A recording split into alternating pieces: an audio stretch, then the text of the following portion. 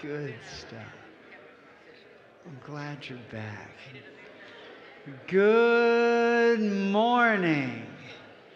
If you are here to learn about a bunch of names that are difficult to pronounce and years that are hard to remember, you are in the right place. If not, well, Godspeed. On to your class. Okay.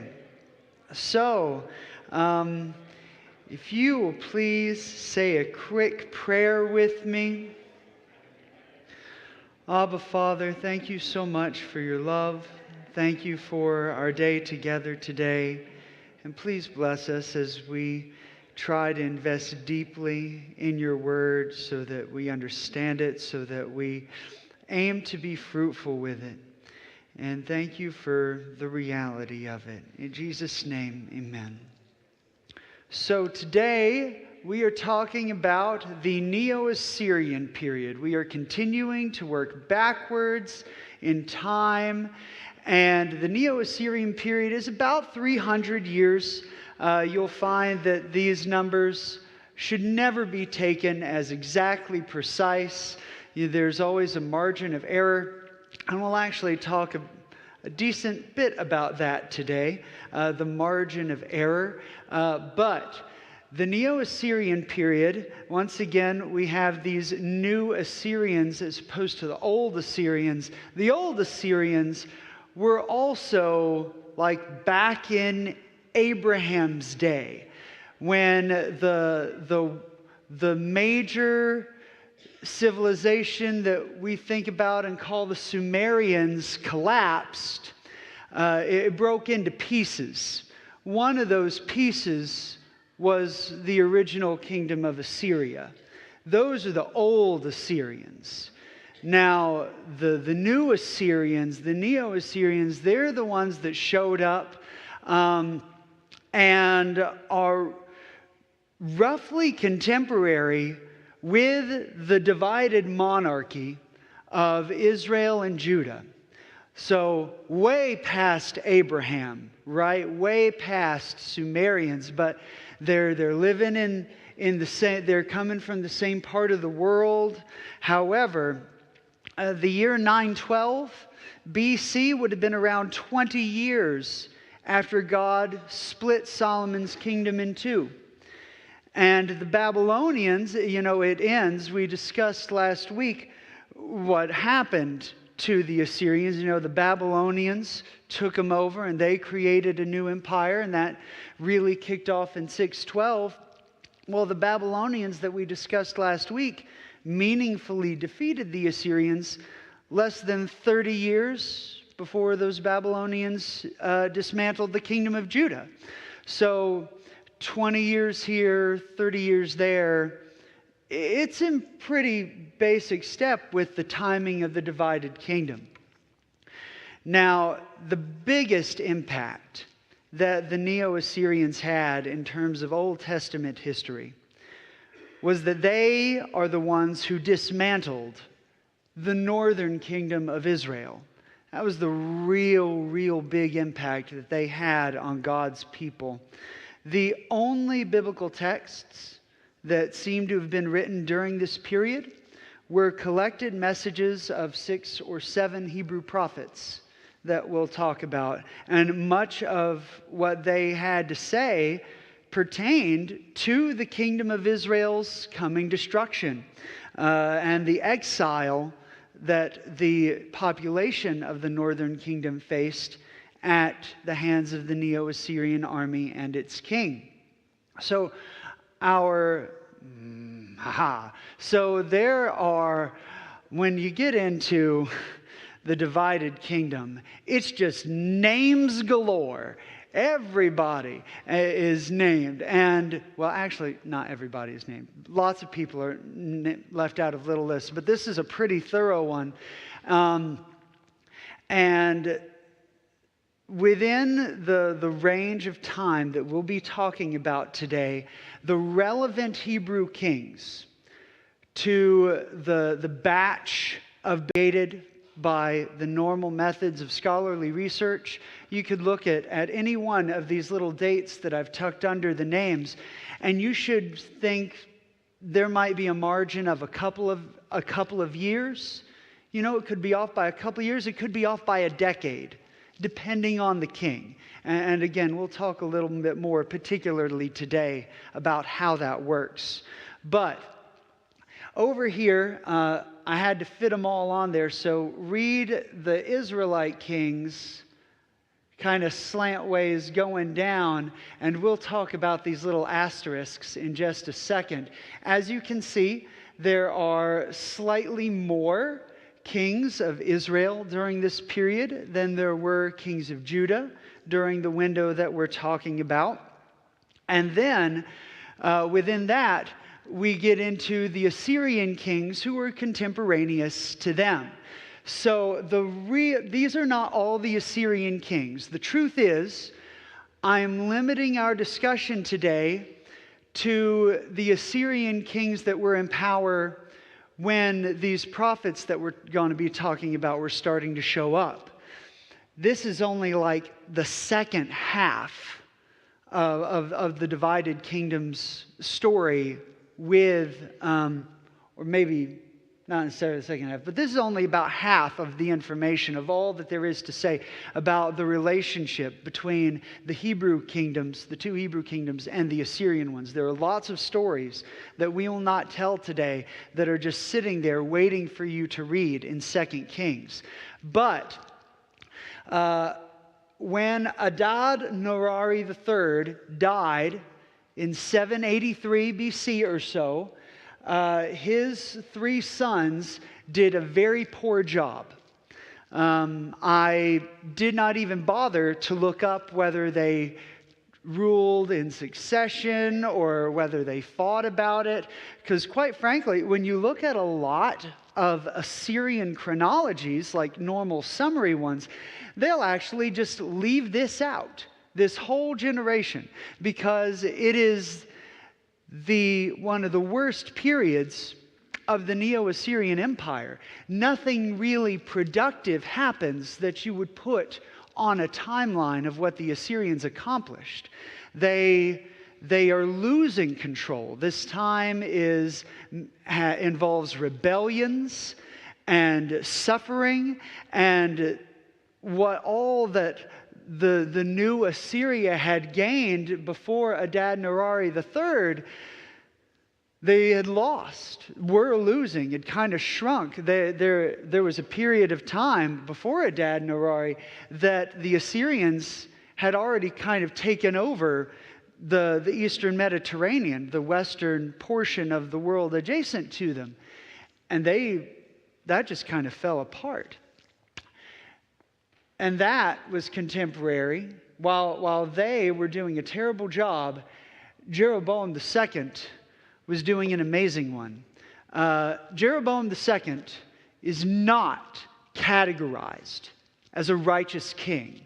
However, it is explained in 2 Kings that during his reign, God just gave the kingdom of Israel a break. They were suffering tremendously, and God, although their destruction is still on the table during the years of Jeroboam II, Israel is not at the bottom of the regional powers. It is getting close to the top. Not the kingdom of Judah, the kingdom of Israel specifically. Jeroboam, in fact, there's a scholarly debate about how much Jeroboam may have actually been in charge of southern Syria, and whether or not essentially the kingdom of Israel almost achieved a Syrian vassal state. They didn't officially get there, but they were getting close. There had been lots of fighting in southern Syria, in the kingdom of Aram, Damascus, and things were not going well internally there, and Jeroboam just expanded northward and grabbed it. And so while the Assyrians are over in their little corner of Iraq, what's now Iraq, Jeroboam II was doing an amazing job, and his son Jotham took his place. Now, this period of weakness ended with Tiglath-Pileser III.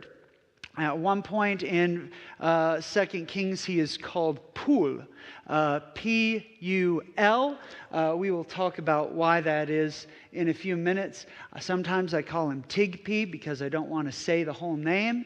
But Tigpi, which just sounds fun and cute to say, although he was a terrifying man. You never call him that to his face. Don't ever do that. But, so Tigpi III, he completely did away with this dark period. He was a brilliant military tactician, and I will show you the map in a bit, but he just regained what had been lost. And he is contemporary to most of the kings. In fact, he's contemporary to all of the remaining kings of the northern kingdom of Israel.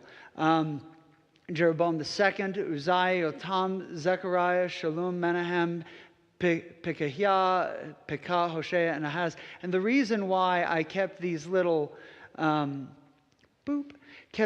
asterisks on both of these slides is those are kings that were assassinated by their successors. So once Tiglath-Pileser hits the floor in Assyria running, over in this little corner of the world, things are beginning now to fall apart. Jeroboam's line is disrupted. I've got kings of Israel and Judah in here, so we'll go back here. But Zechariah is killed by Shallum, who sometimes isn't even mentioned. When you look at the prophets, this prophet spoke in the days of Uzziah and Jeroboam and Ahaz and Hezekiah and all that. He's never mentioned. He didn't reign for very long. But then Shallum was killed by Menahem. Menahem managed to have a son, but his son was killed by Pekah, and Pekah was killed by Hoshea. So imagine how this, once upon a time, the kingdom of Israel looks like what Jeroboam has done with it. But once Tigpi comes along, he looks over at Judah and his interests over there, because ultimately this is free with your tuition, one of Tiglath-Pileser III's big aims was to create a trade border with Egypt, which, meant that anything that is between him and Egypt probably should be his, right? But he comes along looking at the kingdom of Judah, and it is just unimpressive now, right? They can't maintain a stable leadership. There's treachery and calumny and a wretched hive of scum and villainy. But Tiglath-Pileser III is succeeded by Shalmaneser V, who's contemporary to Hoshea and Ahaz. Sargon II comes next. He's contemporary to Hoshea and Ahaz, and Hezekiah comes along. Hezekiah is born. Sennacherib is known to Hezekiah. It's hard to say whether Sennacherib died while Hezekiah was still king, just based on the biblical text. So he might have known Manasseh, or Hezekiah or Sennacherib did not, die during Hezekiah's reign. And Sennacherib was succeeded by Esarhaddon. He might have known Hezekiah, depending on the circumstances above, but he certainly would have known Manasseh. And all this to say, and here's Tiglath-Pileser III. My computer just turned off because I'm not plugged in. Turn it back on. Do it now, please. Do it now. Okay, well, there's Tiglath-Pileser. Oh my goodness, there's Tiglath-Pileser III. He was a very strong man, as I've already said. But the relevant Assyrian kings are visible here. So here, right in this darkest heart of Iraq, that was actually the Assyrian homeland. By the time Adad-nirari III isn't actually even mentioned, again, this is one of the chronologies he's just left out of. They had taken by, let's see here. Let's go for this bright pink part. This was the Assyrian Empire before the dark days, right? Before the bad rulers, the bad sons came along, and then that just retracted, and then Tiglath-Pileser III managed to get it all the way back and down here. So you can see he got it back, he got it bigger. And let me type in my password really quickly. And I'm going to touch my mouse more often so that doesn't happen again. But when we are talking about all these people and all these dates and all these specific numbers that are on here and that are on this map, how do we date these people? How do we come up with a chronology? Since there are so many involved in this period, I wanted to take a moment to talk about it. The fact is, individuals are actually the hardest thing to find in history, certainly in archaeology. It's much easier to find people's stuff. It's much easier to know where an entire land was. But when it comes to dating individual people, what you're really dependent on is inscriptions. I'll give you an example. We date Tiglath-Pileser III and a few other people by inscriptions. The first way we do it is by just names of who's before them, who's after them. Right? That's the easy part. Who comes first? Who comes next? Who came before? This you can do. Here is Tiglath-Pileser III. In Akkadian, his name was shortened to Pulu, which is almost as cute as Tigpi. But in 2 Kings, you'll read a verse in 2 Kings where it says, "In the days of Pekah, Pul, the king of Assyria, attacked."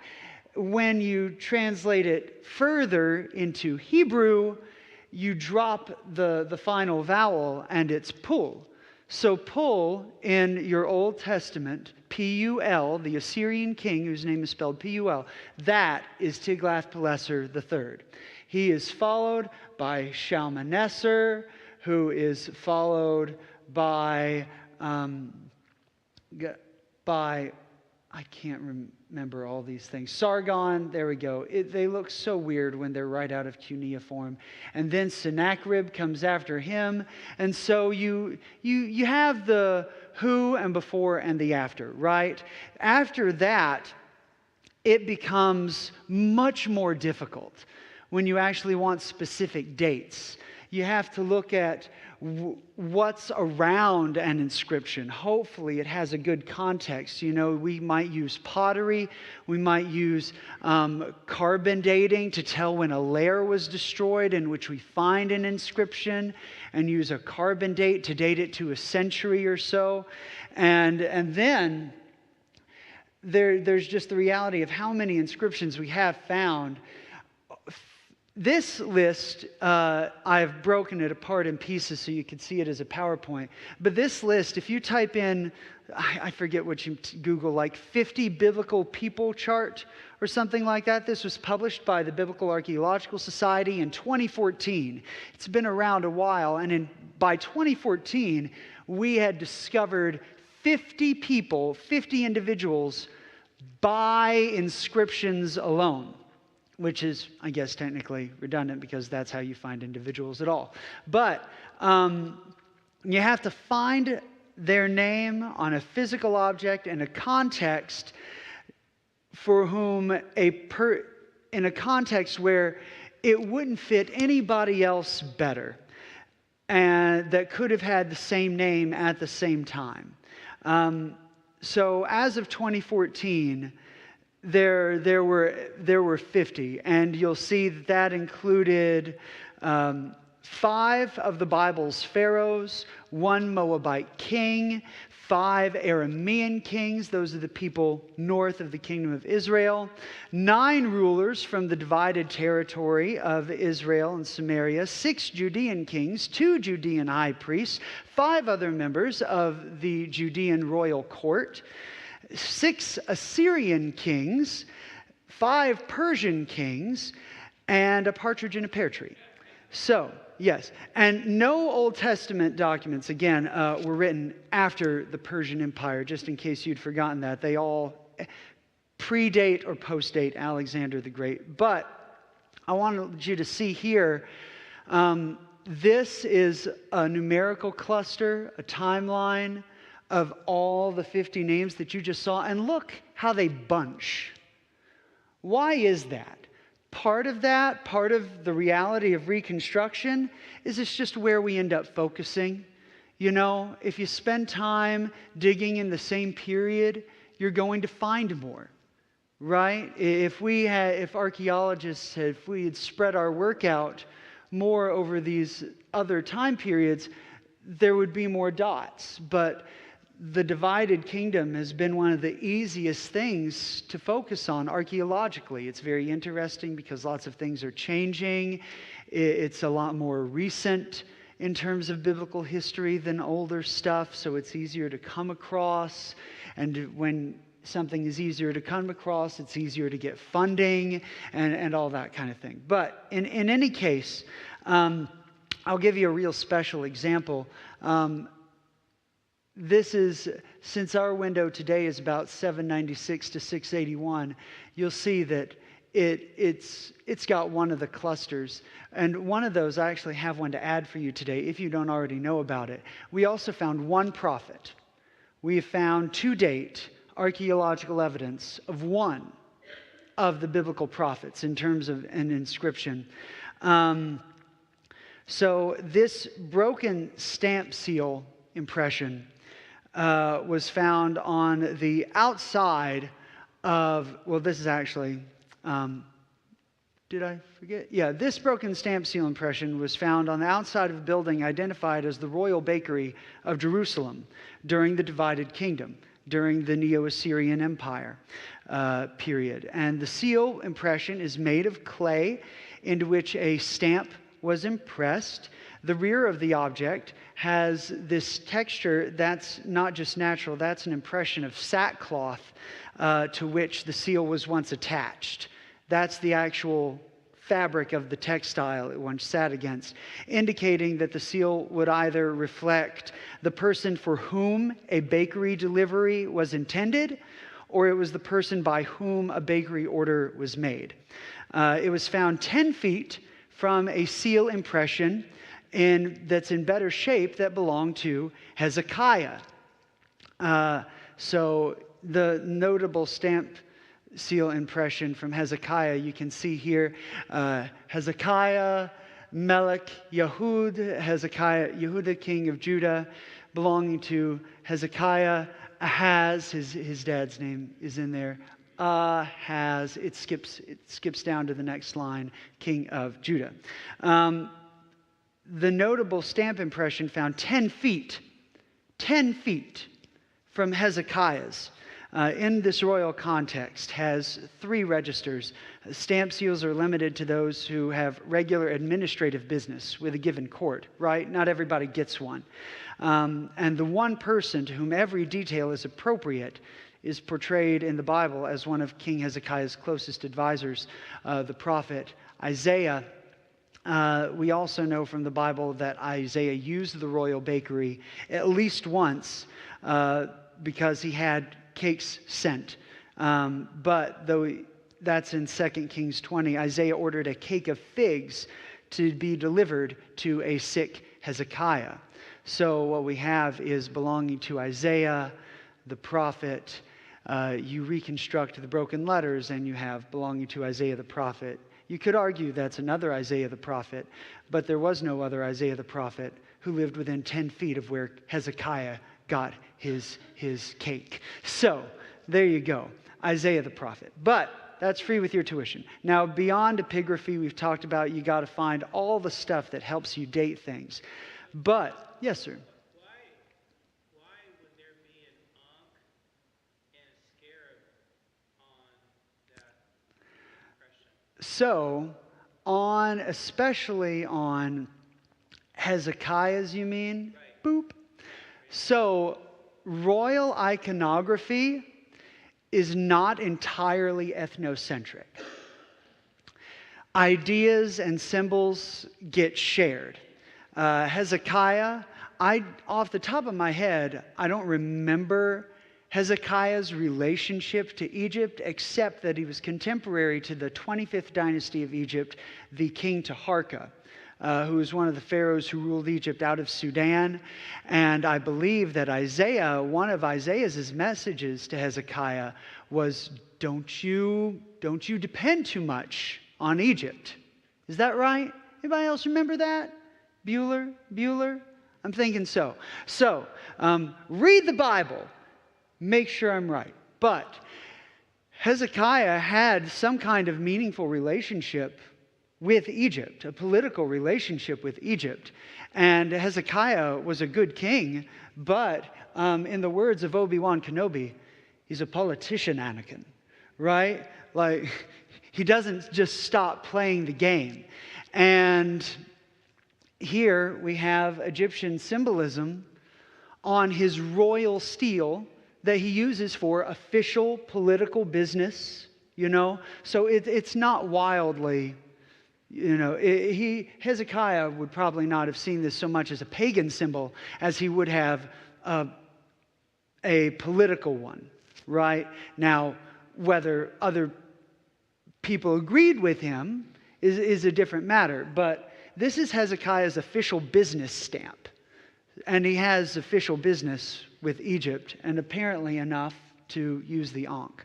But, yes, and by the way, the reason why Taharka was such a bad friend for him to invest in is because when Hezekiah did eventually face off with the Assyrians against Sennacherib, the Assyrians had already taken Taharka's family hostage. His wife and children were Assyrian hostages. And you know who you shouldn't depend on? The person whose family is already in the hands of your enemy. Bad idea. So, yes. But yeah, anyway, that's also free with your tuition. So, we found a bunch of people, and most of the people that we have found date to the Neo-Assyrian period. And that's just the truth. But when it comes down to the books, our literary window, the people we end up interacting with are Jonah, Amos, Hosea, Isaiah, Micah, Nahum, and Joel. And to show you where these guys fit. When TIGP 3 is going, well, in the Dark Ages, we have Jonah. Jonah did not go to the Assyrian capital. God sent his messenger to Nineveh, to Assyria, when it was on its down point, when it was a small provincial center. It was still a major center in Assyrian history, so the idea of somebody showing up and saying, you've got 40 days before this place is gone, would have certainly got their rears in gear. But Jonah did not go at the height of its power. Jonah went at its weakest point and gave them, on the one hand, gave them a chance to do more than have just a superficial response, which is actually pretty well what they had. And Jonah, by all accounts, since Jonah's account is so incredibly personal and seemingly not witnessed by any of his actual contemporaries in Israel, right? He goes alone. The story of Jonah that we have is the record of the story as he would have told it himself, essentially. Now, somebody could have made it more satirical, because it's quite satirical. But whether that was the way Jonah had come to view his experience, or whether somebody got Jonah's story and thought that he deserved another knock on the head, is an open question. But Jonah is succeeded in prophetic career by Amos, Hosea, Isaiah, Micah. See how long their careers span, right? As the Assyrian war machine re-expands and gets closer and closer and encroaches more and more against Israel and against Judah, they just keep on churning out. And these same people, too, these people had careers of trying to convince Israel and Judah, bad things are coming if you do not straighten up. And they didn't. Not for the most part, right? Hezekiah was a good king. And Judah was allowed to survive longer because he was a good king. He was allowed to fall to the Babylonians instead. But they just tried and tried and tried and tried. And it didn't work. So when we get to Hosea and Amos, what we're dealing with is an expanding Assyria. Starting in what is now Turkey in the north, Tiglath-Pileser was moving progressively southward, and he was just taking more and more of the Mediterranean seaboard in order to play out his designs on trade with Egypt.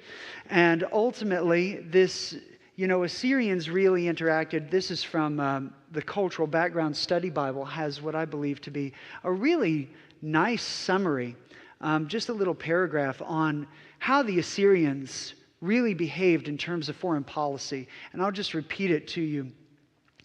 They essentially gave people three choices. You can submit voluntarily and you can pay tribute.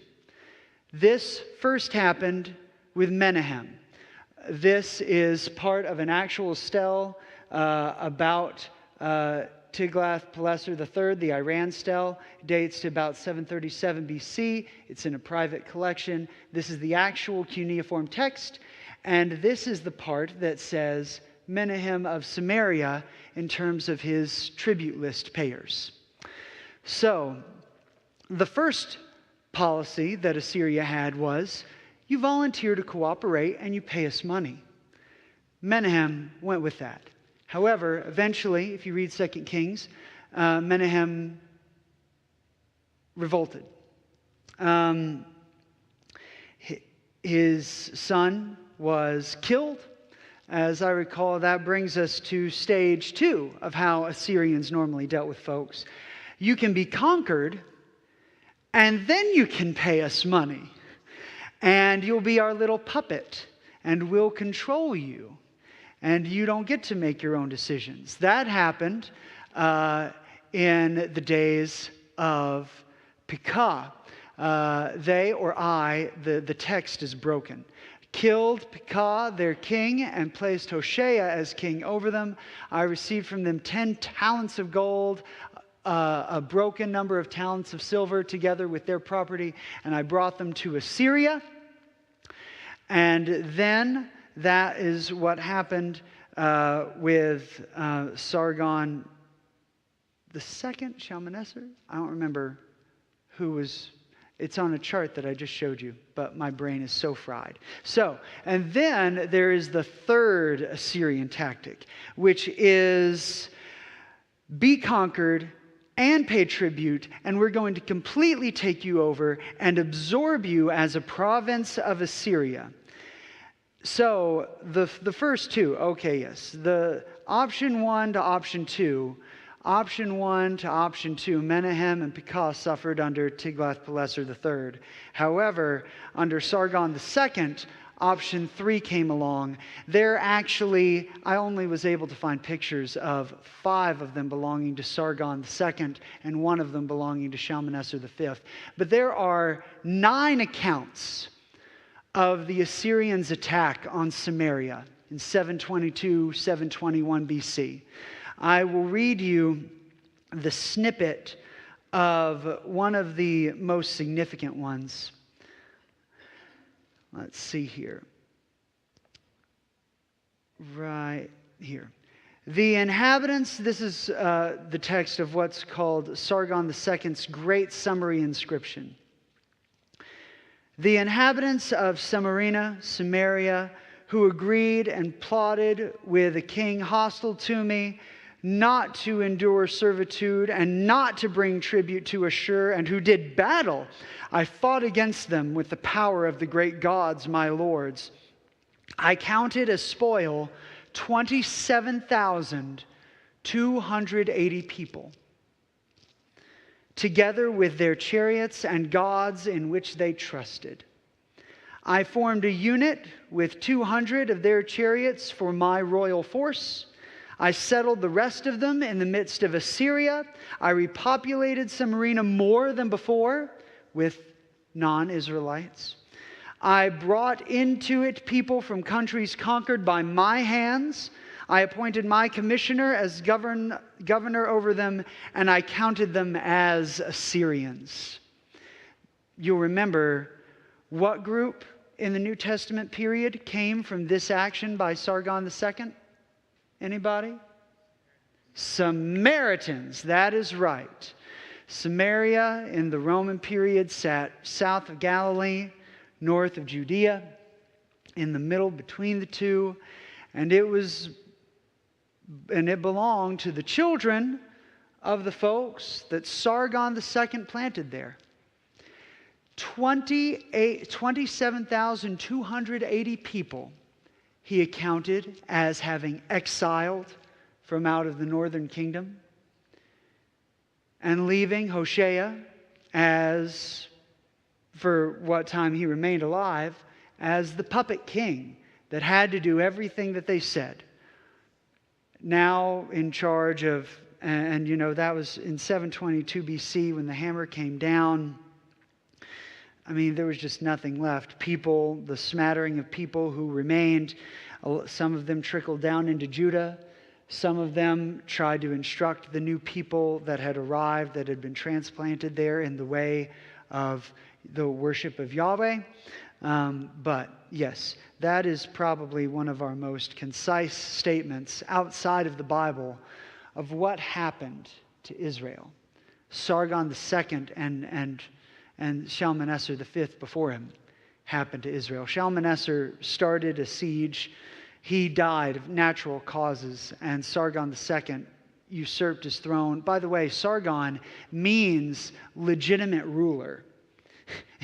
In Assyrian, the name Sargon means legitimate ruler. He took that name because he stole the throne. And what's interesting is that while the Second Kings will name Shalmaneser, Sargon is not named in 2 Kings. He's named at a moment in Isaiah, I believe. But Sargon II, whose name means legitimate ruler, is only referred to when he could be named as a king of Assyria. It's like the writer of 2 Kings was trying to stick it to him by leaving out his legitimate claim to the throne, which is interesting. But when we get to, let's go back to our little chart. When we get down to Hosea, you know, he's talking about, he prophesies so that Israel will not just be in love with whatever they would get from calling on Assyria, whatever they would get from their old victories over Damascus, but God refers to them like a prostitute, right? And so he's trying to convince Israel to behave. Micah promises destruction. Isaiah has the widest scope of prophetic experience in this time period. The reason why Nahum and Joel are separated down at the bottom is because they're the hardest two to date. Nahum prophesies retribution against the Assyrians because of their oppressions and attacks.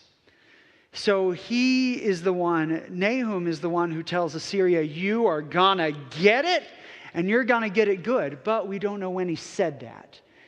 We know that they got it in 612 BC.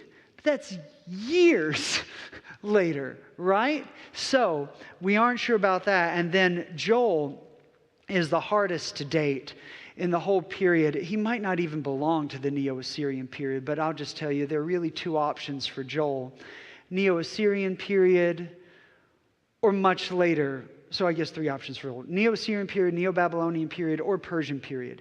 The difficulty is that in Joel 3:7, he seems to refer to the Judahites, the people of Judah, being taken into captivity as if it's already happened. However, archaeologists like to put Joel in the Neo-Assyrian period because Joel refers to a plague of locusts, and there are Assyrian texts where armies are described as locusts, and so what they want to do is they want to make the locusts of Joel the Assyrian army. And, I mean, that's possible, but you just can't choose. You know, it's not a coloring book where you just choose your favorite color. You have to acknowledge the options. So there's a literary comparison that you can make in Assyria. There's a mention of Judah being in captivity, being in exile that would apply to the Babylonians. And then, if it's by that point, the exile even extends into the Persian period, and Joel talks about them coming back, and that doesn't happen until the 4th century. So it's really difficult to date Joel. Do we have any questions?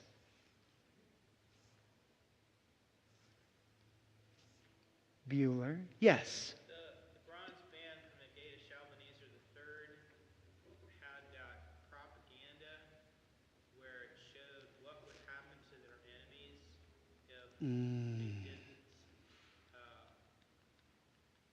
submit and start paying them tribute. I don't remember that inscription, but I will tell you that I will respond with this. Of all the empires that are typically discussed as belonging to the Old Testament period, the Assyrians are the ones that have been most often compared to the Nazis. They were, now that's not actually a fair comparison for several discrete reasons, but that people throw around that language for a reason. The Assyrians were brutal.